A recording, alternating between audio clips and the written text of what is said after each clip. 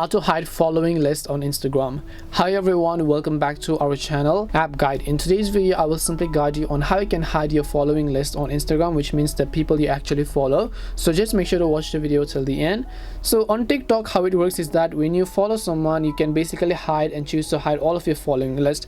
But on Instagram, unfortunately, that's not how it works. You can actually hide it from people who are not following you by making your account private. But if you have a private account and you accept some people as your follower, those followers will be able to see your following list on Instagram. So basically how this works is that if you open Instagram, and then basically you can see my following tab, or more importantly, I'll just switch to my other account here. You can see my following list is 262, right? I want to hide it from the general public, I can do that. I want to hide it from my followers, I cannot do that. So what you can do is just tap on the three lines instead, go to settings, go to privacy, turn on private account. What private account does is that at least the people who are not following you will not be able to view your following on Instagram. And this is basically how it works. Hopefully in the future they might update this feature, but which is of course highly unlikely as well.